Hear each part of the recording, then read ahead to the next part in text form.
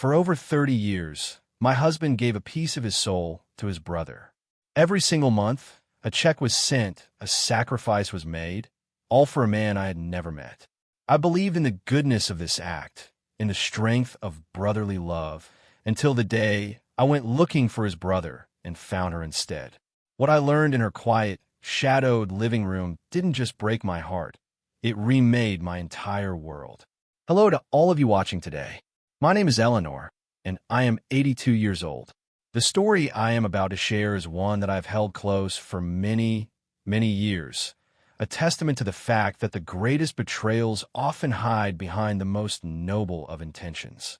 Before I begin this journey back in time, if you could take a moment to like this video and subscribe to the channel, it would mean the world to me. And please, do let me know in the comments where you're listening from. It warms my heart to know where my stories travel.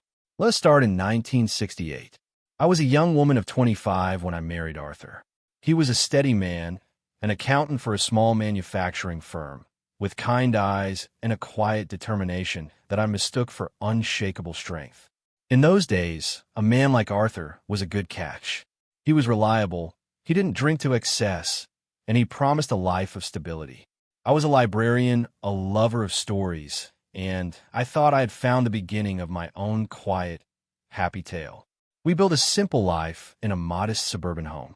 Our days were measured by the seasons, by the school years of our two children, Michael and Sarah, and by the steady rhythm of Arthur's work and my own. It was a good life, a life of PTA meetings, scraped knees, and the smell of freshly cut grass on a Saturday morning. It was about a year into our marriage that the story of his brother, Samuel, began. According to Arthur, Samuel was his younger brother, a brilliant but troubled soul who had been dealt a terrible hand by fate. He lived a few states away, in a small town I'd never heard of. Samuel's wife, Arthur explained, had died tragically young, leaving him to raise their little girl all alone. As if that wasn't enough, Samuel suffered from a debilitating chronic illness, a rare autoimmune disorder that made it impossible for him to hold down a steady job. "He's my blood, Eleanor," Arthur would say, his voice thick with a solemn sincerity that I never thought to question. "Our parents are gone. If I don't help him, who will?" And so it began.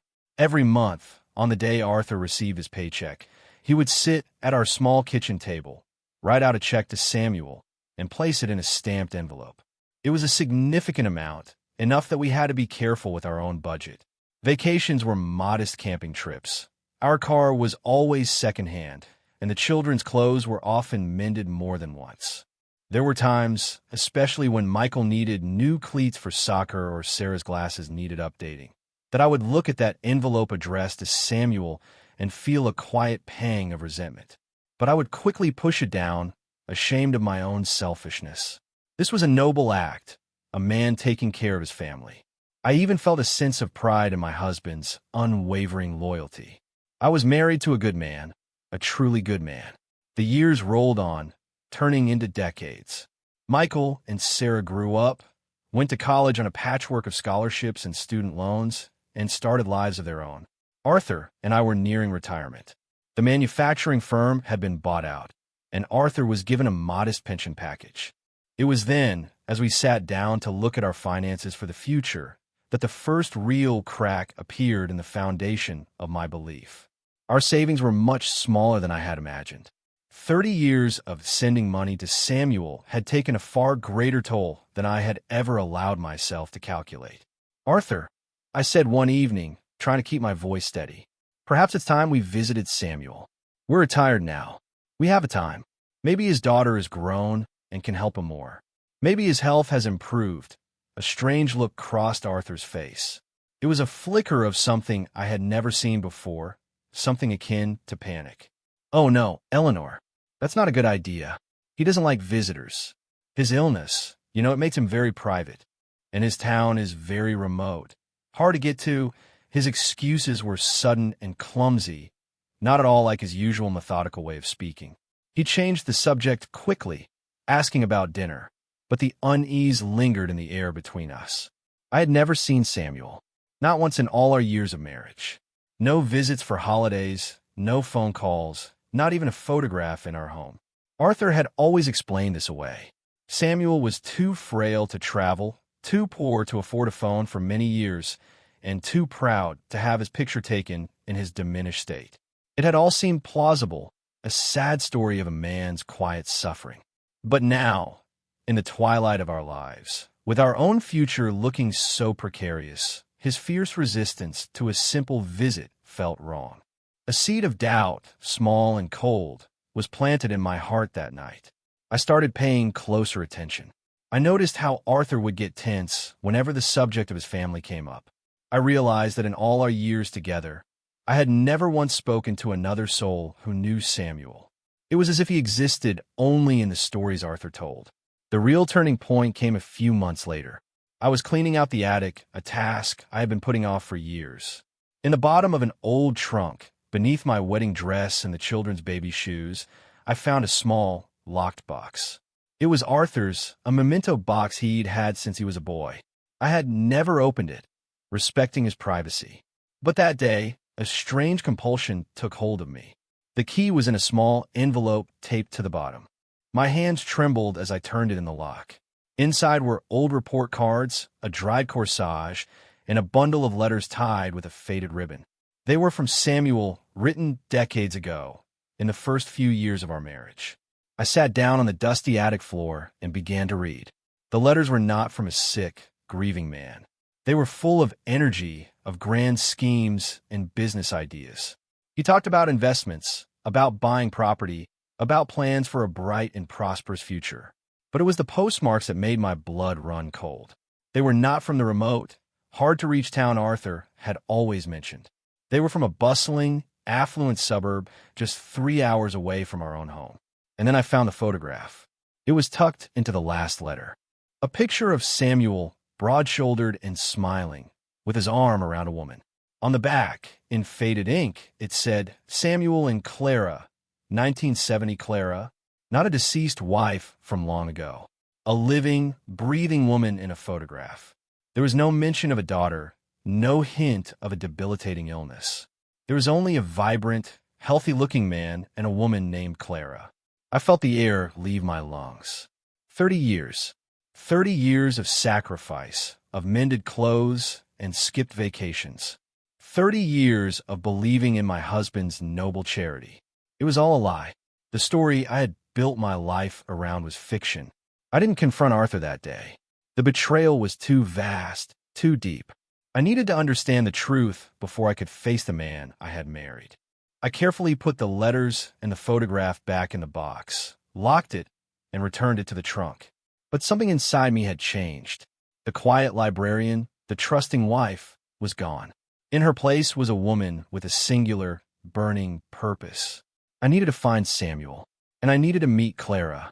I waited for a Tuesday, the day Arthur always went golfing with his retirement buddies. I told him I was going to a book fair in a neighboring town, a plausible excuse he accepted without a second thought. My hand was shaking so badly I could barely hold my car keys. I drove to the public library, not my own, but one in the next town over. Using their directory assistance, I found a listing for a Samuel Albright in the very suburb from the postmarks. There was an address. My heart hammered against my ribs. It was real. He was real. The drive was the longest 3 hours of my life. 1,000 scenarios played out in my mind. What would I say? What would I find? Was this Clara his wife? Was Arthur a victim in this too, somehow? Or was he the architect of this monstrous deception? The address led me to a beautiful neighborhood with manicured lawns and large, stately homes. It was a world away from our modest little house. This was not the home of a man who needed monthly charity to survive. I finally found the house. It was a handsome 2-story brick colonial with a slate roof and a sprawling garden in the front. I parked my car across the street and just stared, my mind struggling to reconcile this image with the stories I'd been told for 3 decades. This was a house built on my family's sacrifices. After what felt like an eternity, I took a deep breath, got out of the car, and walked up the stone pathway. My legs felt like they belonged to someone else. I rang the doorbell, the chime echoing the frantic beating of my own heart. The door was opened not by Samuel, but by a woman. She was about my age, with silver hair and a tired, gentle face. She looked at me with a polite, questioning smile. "Can I help you?" she asked. I found my voice, though it was thin and reedy. "I'm looking for Samuel Albright," I said. The woman's smile faltered slightly. "He's not here at the moment. I'm his wife, Clara. Can I help you with something?" Clara, the name from the photograph. She was real. She was his wife. My mind spun, trying to grasp the enormity of it. "My name is Eleanor," I managed to say. "Eleanor Albright. I'm Arthur's wife." The color drained from her face. She stared at me, her eyes wide with a confusion that mirrored my own. She knew Arthur's name, that much was clear, but she had no idea who I was. The silence stretched between us, thick with unspoken questions. "Arthur's wife?" she repeated, her voice a whisper. "But Arthur's wife passed away. Years ago, we stood there on the doorstep, two women who had lived on opposite sides of the same lie, the truth finally dawning in the space between us. The life I knew was over, and a new, terrifying one was just beginning." Clara led me inside, her movements slow and stunned, as if she were walking in a dream. We sat in a formal living room, filled with expensive furniture and art that looked far beyond the means of a simple accountant and a librarian. The room was beautiful, but it felt cold, suffocating. For several minutes, we just looked at each other, the silence broken only by the ticking of a grandfather clock in the hall. Finally, I spoke, my voice trembling. "He told you Arthur's wife was dead?" Clara nodded, her eyes fixed on her hands, which were twisting a handkerchief in her lap. "Yes. He said Arthur was a widower. That's why he sent the money. The very foundation of this entire charade." "What did he tell you the money was for?" I asked, dreading the answer. "He said Arthur felt terribly guilty," she began, her voice barely audible. "He said there was an accident when they were young. Samuel was injured, and Arthur always blamed himself. He said the injury developed into a chronic condition, and that Arthur sent the money every month to help with medical bills, and to make amends for his guilt." My head was reeling. A childhood accident. A guilty conscience. It was a completely different lie, a parallel fiction created just for her. "And what did my husband tell you?" she asked, her gaze finally lifting to meet mine. "What did he tell you about Samuel?" I took a deep breath. "He told me your husband's wife had died, that he was a single father raising a daughter alone, and that he was too sick to work." Clara's face crumpled. "A daughter? We were never able to have children." The cruelty of it stole my breath. He hadn't just lied about money. He had invented a ghost family, a phantom child for us to sacrifice for. Every Christmas, I had sent a small, carefully chosen gift for this non-existent niece. Every birthday, I had said a prayer for her. And the illness? Clara continued, a new, harder edge to her voice. "Is he sick?" I could only shake my head. The man in the photograph had been the picture of health. The man who owned this house was clearly not an invalid. At that moment, the front door opened, and a man's voice called out, "Clara, honey, I'm home." Did that new shipment of wine arrive? Samuel Albright walked into the living room. He was older than in the photograph, of course, but he was still a tall, imposing man with a confident air. He was tan and looked robust, not at all like a man who had been suffering from chronic illness for 30 years. He stopped dead when he saw me, his jovial expression vanishing. He looked from my face to his wife's, and in that instant he knew. He knew the game was over. "Samuel," Clara said, her voice shaking with a fury I could feel from across the room. "This is Eleanor, Arthur's wife." Samuel's face went pale. He opened his mouth to speak, but no words came out. He looked like a trapped animal, his eyes darting between us, searching for an escape that didn't exist.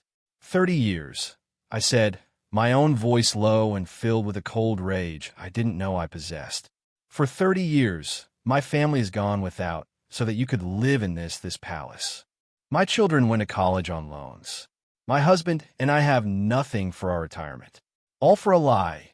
Samuel finally found his voice, but it was weak and pleading. "Eleanor, I can explain. It's not what you think, isn't it?" I shot back, standing up. I was trembling, but I felt a strange surge of power. Did you or did you not take money from my husband every single month for 3 decades under false pretenses? He couldn't meet my eyes. He looked at his wife, but she offered no refuge. Her face was a mask of betrayal. It started small, he stammered. Just a little help to get me started in a business venture. But the business failed. I couldn't tell Arthur. His pride, his guilt, it was easier to let him believe I was struggling. Then it just snowballed. It snowballed into a 2-story brick house. Clara interjected, her voice dripping with sarcasm. It snowballed into art collections and wine shipments. While I was pinching pennies at the grocery store, thinking we were living on my meager salary and your small investments, the confrontation was interrupted by the ringing of the telephone. Clara answered it, her hand shaking. She listened for a moment, then held the phone out to me. "It's Arthur," she said. "He's worried. He says you're not answering your cell phone." I took the receiver. My husband's frantic voice came through the line. "Eleanor? Thank God. Where are you? Are you okay?" I took a deep, steadying breath. "I'm fine, Arthur," I said, my voice eerily calm. "I'm at Samuel's house. I've just been meeting Clara." There was a dead silence on the other end of the line. I could almost hear his world shattering, just as mine had a few hours before. The silence stretched for an eternity, filled only by the sound of his ragged breathing. "I'm on my way," he finally choked out, and the line went dead. The next hour was the most excruciating of my life. We sat in that cold, beautiful room, the 3 of us, prisoners of the wreckage Samuel had created. Samuel tried to explain, to apologize, weaving a pathetic tale of bad investments, of pride, of a lie that had grown too big to contain. Clara and I just listened, our hearts hardening with every word. We were 2 different women from 2 different lives, yet in that room, we were united by the same profound sense of violation. We were co-conspirators in our own deception, unwilling participants in a script written by the man who sat before us. When Arthur arrived, he looked 100 years old. His face was ashen, his shoulders slumped in defeat. He walked into the living room, and his eyes met mine. In them, I saw not just guilt, but a deep, bottomless well of shame. He didn't even look at his brother. His world had narrowed to me, to the wife he had lied to every single day for 30 years. "Eleanor," he whispered, his voice cracking. "I am so sorry." The confrontation that followed was not loud or violent. It was a quiet, devastating affair. The 4 of us sat there as the carefully constructed lies of 3 decades were systematically dismantled. I learned that Arthur had indeed caused a small accident when they were boys, where Samuel had broken his arm. Samuel, ever the opportunist, had used that tiny seed of guilt to build an empire of deceit. Arthur, weak-willed and desperate for his brother's approval, had allowed himself to be manipulated, preferring the comfort of a noble lie to the difficult truth of his brother's character. He had convinced himself that he was doing a good thing, a righteous thing. He had lied to me, he claimed, to protect me from the worry, to shield me from the burden of his guilt. But we all knew the truth. He had lied because he was a coward. He had sacrificed his own family's well-being for the sake of his own emotional comfort. Clara, I discovered, was a retired teacher.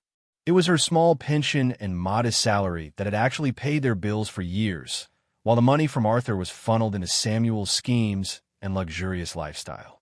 He had told her that Arthur's money was a gift, a token from a lonely widower with no one else to share his wealth with. In the end, it was Clara who delivered the final, cutting blow. She stood up, her small frame radiating an immense and unexpected strength. She looked at her husband, not with anger, but with a chilling kind of pity. "I want you out of this house, Samuel," she said, her voice perfectly level. "This house, which was paid for by my inheritance from my parents, not your phantom investments. I want you out by the end of the week." Then she turned to Arthur. "And you're not a good man. You are a weak man. And your weakness has cost everyone in this room dearly." Finally, she looked at me. A look of understanding, of shared pain, passed between us. "Eleanor," she said softly, "I'm truly sorry for my part in this. However unwitting it was, I drove home alone." Arthur followed in his own car. We didn't speak a word during the 3-hour journey. There was nothing to say. The world as I knew it had been burned to the ground, and I had no idea what, if anything, could ever be rebuilt from the ashes. That night, I didn't cry. I felt a strange and unsettling calm, the kind that comes after a devastating storm has passed, leaving a landscape that is silent and unrecognizable. Arthur tried to talk to me, to apologize again, but his words were like stones dropping into a deep well. They made a small splash and then disappeared, unable to reach the bottom. "How could you, Arthur?" I finally asked him, my voice devoid of emotion. "How could you look me in the eye every day? How could you watch your children go without, knowing it was all for a lie?" He sank into a chair, covering his face with his hands. "I don't know," he sobbed. "At first, I thought I was helping him. And then I was in too deep. I was ashamed to tell you the truth. I was ashamed of him, and I was ashamed of myself. So I just kept going." The days that followed were a blur of hollow silence.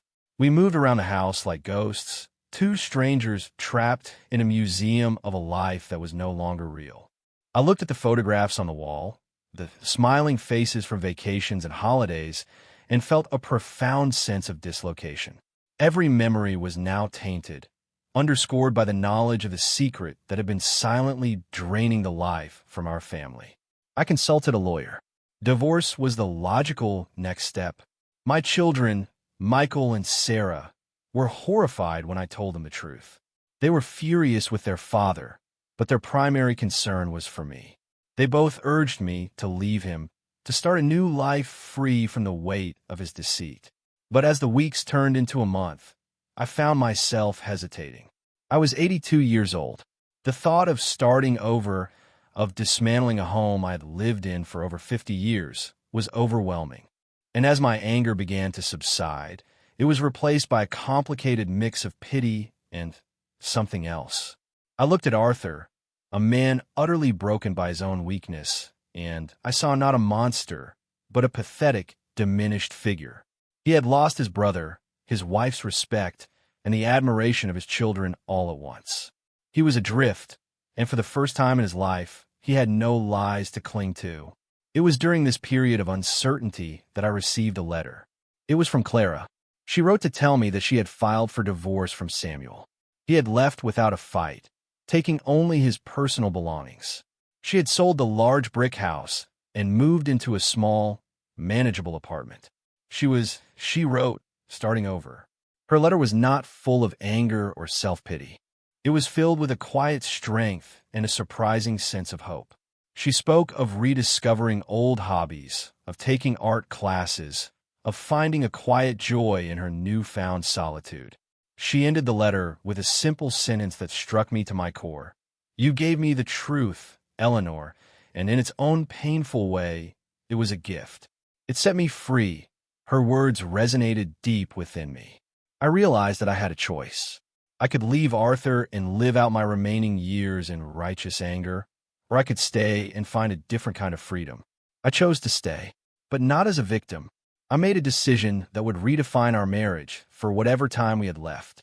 One evening, I sat Arthur down at the same kitchen table where he had written all those checks. I laid out all our financial documents, the bank statements, the pension details, everything. "From now on," I said, my voice firm and clear, "I will manage our finances. All of them. You will have an allowance for your personal expenses, but every major financial decision will be made by me." He looked up at me, his eyes filled with a miserable gratitude. He nodded without a word of protest. It was a complete reversal of our traditional roles, a seismic shift in the power dynamic of our marriage. It was not forgiveness. The trust was gone, and it would never return. But it was a way forward. It was my own declaration of independence, one that didn't require me to leave my home. My relationship with Clara, however, was just beginning.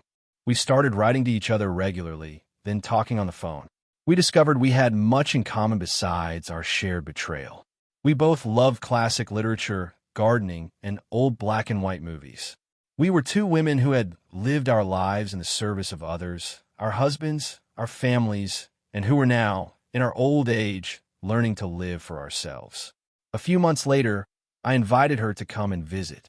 Arthur, in a rare display of sensitivity, made himself scarce that weekend, visiting our son Michael. Clara and I spent 2 days talking, really talking, in a way I had never talked with another woman before. We spoke of our broken dreams, our disappointments, but also of our resilience and our hopes for the future. We walked through my garden, and I learned she was a talented artist who had given up painting when she got married. I showed her my attic, which I had begun converting into a small library and reading nook for myself. It was in that attic, surrounded by my books and her rekindled dreams, that a new idea began to form. We had both been victims of a financial lie. What if we could build something together, something that was honest and entirely our own? Clara had always wanted to sell her paintings, but never had the confidence. I had always dreamed of opening a small, curated bookstore. The idea was absurd, of course. 2 octogenarians starting a business? It was crazy, but it was also exhilarating. We called it Second Chapter, a combination art gallery and bookstore. We found a small, affordable retail space in a nearby town. My son Michael, an engineer, helped us with the renovations. My daughter Sarah, a marketing professional, designed our logo and helped us set up a simple website. Arthur, to my surprise, contributed his own quiet skills. He spent weeks building beautiful, custom bookshelves, his hands finding a new, honest purpose. It was a silent, ongoing apology, and I accepted it as such. The store opened a year after I first knocked on Clara's door. It was a modest success. We didn't get rich, but we paid our bills. More importantly, it gave us a purpose. It was a place of our own, built not on lies, but on a foundation of shared strength and an unlikely, powerful friendship. Our lives settled into a new, unexpected rhythm. Arthur and I lived together in a relationship that was more like respectful roommates than husband and wife. He was quiet, repentant, and seemed to find a measure of peace in his woodworking and his grandchildren. Clara and I became inseparable business partners and best friends. We ran the store together. We traveled together on small, affordable bus tours, the vacations I had always wanted to take, and we supported each other through the inevitable aches and pains of growing old. We never heard from Samuel again. A few years ago, we learned through a distant relative that he had passed away, alone, in a rented room in another state. I felt nothing. He was a ghost from a life I no longer lived. Now, at 82, my life is fuller than I ever could have imagined. My home is filled not with the silence of betrayal, but with the laughter of my grandchildren and the warmth of a friendship forged in the most painful of circumstances. My husband, the elderly father from the title of this story, is a man living a long, quiet penance. He is a constant reminder that weakness can cause as much damage as malice. The discovery of his lie was the most devastating moment of my life. It ripped away the very fabric of my reality. But in the barren landscape that was left behind, I found something unexpected. I found Clara. And more importantly, I found myself. I found a strength I never knew I possessed, a resilience that had been dormant for decades. That check my husband sent to his brother every month was meant to be an act of charity, but it became a tool of immense deception. And yet, in the end, it was that same deception that led me to the truth, to a new life, and to a friendship that has become the greatest treasure of my old age. The lesson I learned, the one I want to share with all of you, is that we are not defined by the betrayals we suffer. We are defined by how we choose to rebuild. Sometimes, the end of one story, no matter how painful, is simply the beginning of a second, more beautiful chapter. Thank you for listening to my story today. If it has resonated with you in any way, please do remember to like this video and subscribe to the channel. Sharing my journey helps me feel connected to all of you. Please leave a comment below and let me know if any part of my story touched you. Share this with someone who might need to hear that it's never too late to start a new chapter. I'm deeply grateful for your time and your kindness.